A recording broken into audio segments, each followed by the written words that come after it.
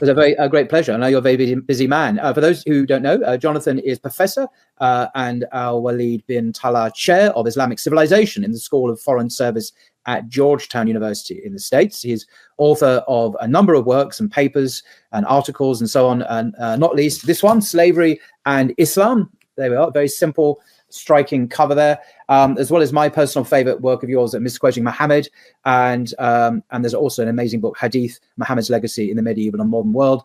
That's not even mentioning your PhD thesis, which is on Bukhari and Muslim, which is also worth looking at as well. But today you've kindly agreed to discuss this critically acclaimed book, Slavery and Islam, which I highly recommend. I've certainly read it. And I think just to cut to the chase, really, because it's one of those fundamental issues that you really deconstruct in the book so effectively. What is slavery and the problem of defining it today? Because this actually, when you look beneath the surface of the rhetoric, is actually a really complicated question and is not as simple and essentialist as we might think, surprisingly.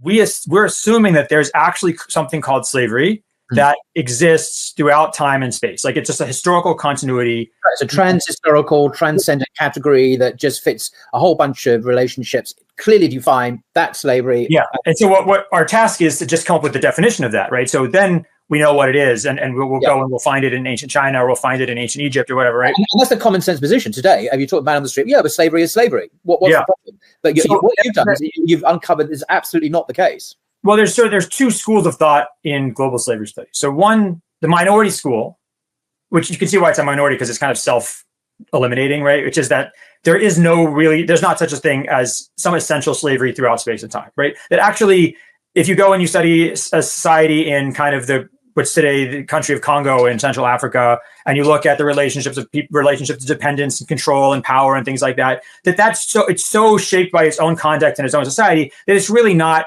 productive to go and say that this is the same thing as what's happening in India in 1700 or in America in 1900 or 1800 or something like that, right? So there's what's the name of the person who advocated this most? Now, of course, I'm forgetting this because it's been so many years since I wrote this book. But one person is Igor Kopytov. He's a person who's a kind of anthropologist who wrote about this. So there's one school of thought which basically says that, like, let's look at specific societies, specific traditions. Let's study those on their own and not worry about there's defining or discussing some global phenomenon called slavery. Yeah. The majority position is that there is such a thing that you can identify throughout history as slavery, and you can talk about it in the U.S., you can talk about it in Southeast Asia, et cetera, et cetera. Then the question is, how do you define it?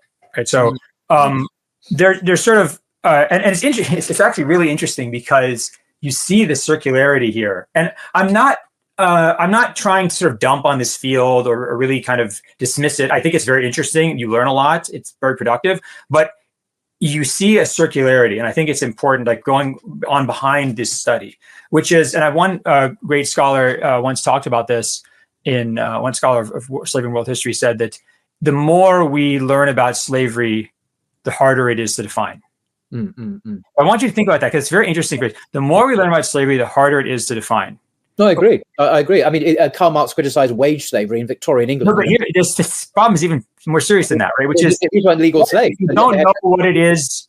If you haven't defined what you're looking at, you don't know what you're looking at. So if I say, like, I'm going to go and study all the dogs in my neighborhood, right? So I know what a dog is. I go and I look and I find everything that's a dog, and then I do a study on these things. And I don't study squirrels. I don't study cats, right? So if I study all the dogs, I can learn about the dogs in my neighborhood. Yeah. But if the problem is, he says, the more we learn about slavery, the harder it is to define. We actually don't have a definition. We have a developing, ongoing definition of the thing that we're studying. So then how do we know what we should be studying to learn about that definition, right? So if you're building a definition from your study of something, on what basis have you collected these things to study in the beginning? And this is so very interesting because some nominalists like Ibn Taymiyyah and also people like I think what's his name, Lorenzo Valla. I think even in the kind of 15th century in the U.S. in Europe, in Italy, they had the same critique of kind of Aristotelian logic, because Aristotelian logic starts with definition, right? So you have to arrive at a definition of a thing. Right. And that you sort of take the class it's in, and you figure out what makes it different from the other things in that class, and that defines that thing. And then you can put that in propositions, you can put that in syllogisms, you can engage in reasoning and things like that, right?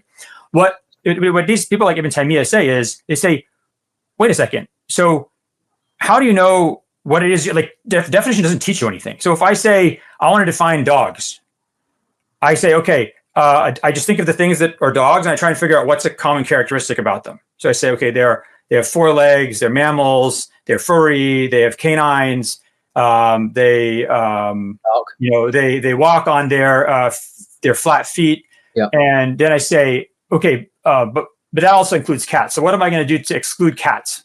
And then I come up with the definition, and I say, oh wait, but that excludes like chihuahuas, because they may, so I have to expand it to include chihuahuas, right?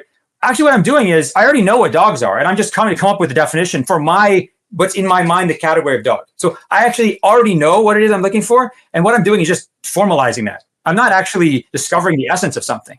So I already know what a dog is. So if we go throughout history looking for slavery so that we can figure out how do we come up with a good global definition for slavery, what we're going and doing is finding things that look like slavery to us, excluding things that don't look like slavery to us, and then coming up with a definition for that.